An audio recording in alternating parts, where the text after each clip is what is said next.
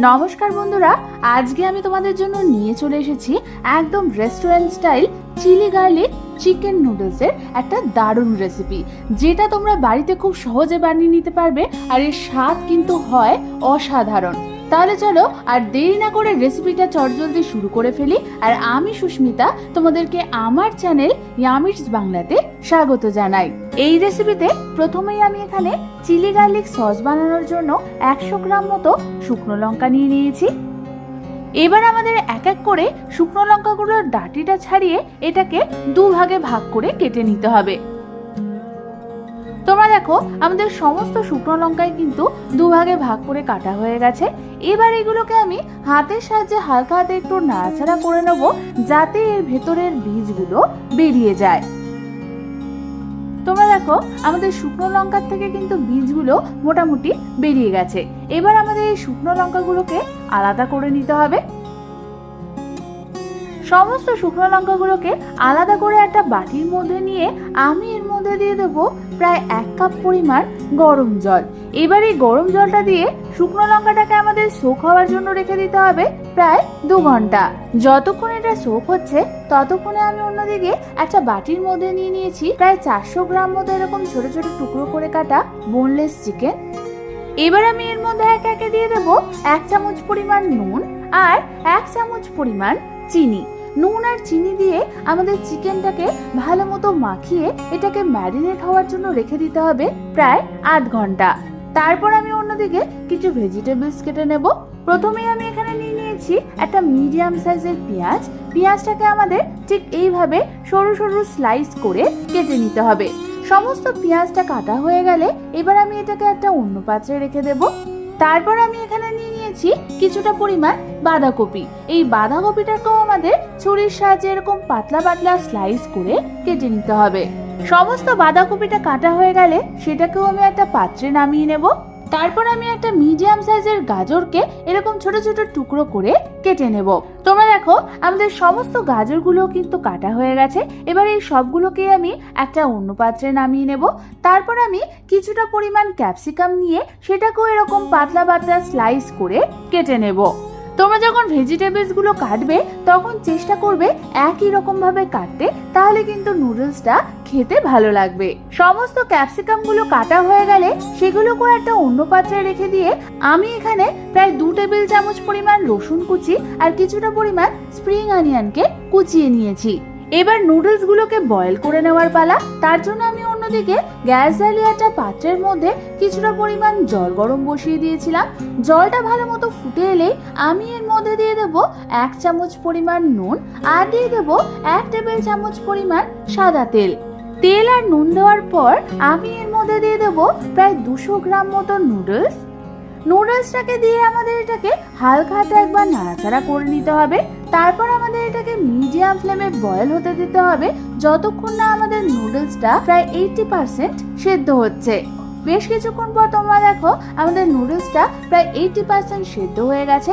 এবার আমাদের সাথে সাথে এর অতিরিক্ত জলটাকে স্ট্রেন করে নিতে হবে। সমস্ত নুডলসটা স্ট্রেন করা হয়ে গেলে এবার আমি এটাকে ঠান্ডা হতে রেখে দেব কিছুক্ষণের জন্য। এরপর চিলি গার্লিক সসটা বানিয়ে নেওয়ার পালা। তার জন্য আমি যে শুকনো লঙ্কাগুলোকে জলে সোক হতে রেখে দিয়েছিলাম সেটাকে জল ঝরিয়ে একটা মিক্সার গ্রাইন্ডার জারে আমি ট্রান্সফার করে দেব।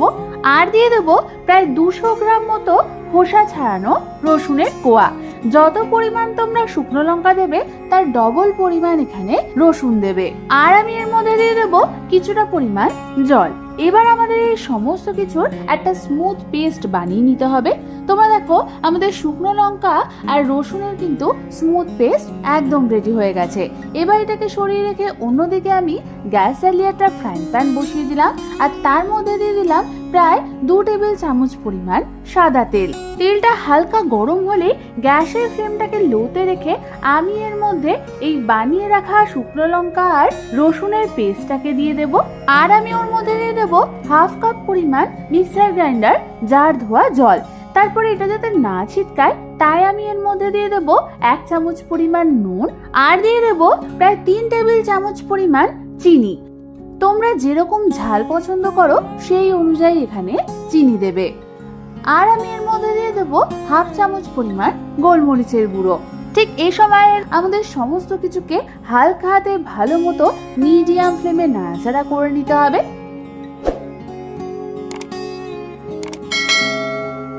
প্রায় মিডিয়াম ফ্লেমে 3 থেকে 4 মিনিট ধরে হালকা হাতে নাড়াচাড়া করার পর তোমরা দেখো এই সসের মিক্সচারটার থেকে কিন্তু তেল বেরিয়ে এসেছে। ঠিক এইরকম মাখো মাখো একটা কনসিস্টেন্সি চলে আসলেই আমি এর মধ্যে দিয়ে দেবো 1 চামচ পরিমাণ ভিনিগার। ভিনিগারটা দিয়েও আমাদের হালকা হাতে সমস্ত কিছুকে একবার নাড়াচাড়া করে নিতে হবে। ভালো মতো নাড়াচাড়া করলে কিন্তু তৈরি হয়ে যাবে আমাদের একদম রেস্টুরেন্টের মতো দারুণ স্বাদের চিলি গার্লিক সসটা। এটা তোমরা এয়ারটাইট কন্টেনারের মধ্যে রেখে ফ্রিজে স্টোর করে রেখে দিতে পারো অনেক দিনের জন্য।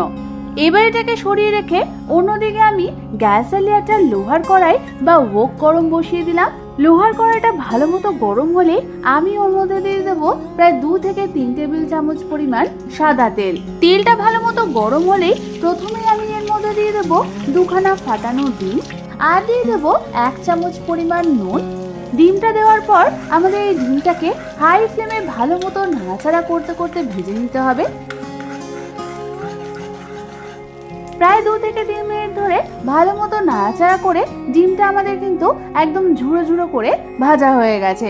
ঠিক এই সময়ে আমি এর মধ্যে দিয়ে দেবো ম্যারিনেট করা চিকেনগুলোকে দেওয়ার পর আমাদের এটাকেও হাই ফ্লেমে আরও 3 থেকে 4 মিনিট ধরে ভালো মতো নাড়াচাড়া করতে করতে ভেজে নিতে হবে।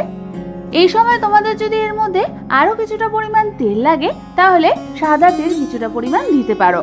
প্রায় 3 থেকে 4 মিনিট ধরে ভালো মতো চিকেনটাকে নাড়াচাড়া করে ভাজার পর আমি এর মধ্যে দিয়ে দেবো কুচনো রসুন দিয়েও আমাদের আরো 1 থেকে 2 মিনিট ধরে ভালো মতো এটাকে নাড়াচাড়া করে নিতে হবে।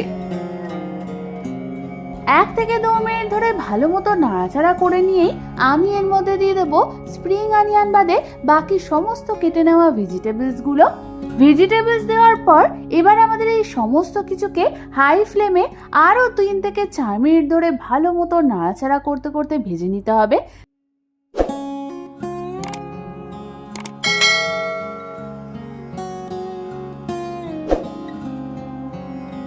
প্রায় 3 থেকে 4 মিনিট পর ভেজিটেবলসগুলো যখন হালকা ভাজা হয়ে যাবে আর হালকা সেদ্ধ হয়ে আসবে তখন আমি এর মধ্যে দিয়ে দেব সেদ্ধ করে রাখা নুডলসগুলোকে। আর আমি এর মধ্যে দিয়ে দেবো বানিয়ে রাখা প্রায় 1 চামচ পরিমাণ চিলি গার্লিক সসটা। তোমরা যেরকম ঝাল খেতে পছন্দ করো সেই অনুযায়ী তোমরা এখানে সসটা অ্যাড করবে। আর আমি এর মধ্যে দিয়ে দেবো স্বাদ অনুযায়ী নুন, স্বাদ অনুযায়ী চিনি, 1/2 চামচ পরিমাণ এমএসজি বা আজিনামোটো, আর আমি এর মধ্যে দিয়ে দেবো 1/2 চামচ পরিমাণ গোলমরিচের গুঁড়ো। এবার আমাদের এই নুডলসটার সাথে সমস্ত কিছুকে ভালো মতো হাই ফ্লেমে নাড়াচাড়া করতে করতে মিশিয়ে নিতে হবে। বেশ কিছুক্ষণ ধরে ভালো মতো নাড়াচাড়া করার পর তোমরা দেখো আমাদের নুডলসটা কিন্তু সবকিছুর সাথে ভালো মতো মিশে গেছে।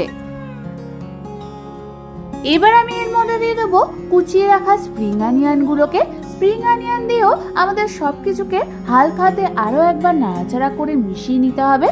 ঠিক এই সময় তোমরা নুন মিষ্টি আর ঝালটা একটু চেক করে নেবে। ব্যাস, তাহলে কিন্তু রেডি হয়ে যাবে আমাদের একদম রেস্টুরেন্টের মতন স্বাদের চিলি গার্লিক নুডলসের রেসিপিটা। কি একদম রেস্টুরেন্টের মতন একটা নুডলসের রেসিপি শিখিয়ে দিলাম তো? তাহলে আর দেরি না করে বাড়িতে ঝটপট এটা একদিন বানিয়ে ফেলো। আশা করি তোমার বাড়ির সকলেরই এটা খুবই ভালো লাগবে। এই রেসিপিটা যদি বাড়িতে ট্রাই করো তাহলে কেমন লাগলো সেটা কিন্তু কমেন্টসে আমাকে জানাতে একদম ভুলো না। আর রেসিপিটা ভালো লেগে থাকলে একটা লাইক অবশ্যই করে দিও। এরকম দারুণ আরো রেসিপি আমার থেকে পেতে হলে আমার চ্যানেলটাকে সাবস্ক্রাইব করতে কিন্তু একদম ভুলো না। আজ তাহলে এই পর্যন্তই, আমি আবার চলে আসবো তোমাদের কাছে নতুন কোনো রেসিপি নিয়ে।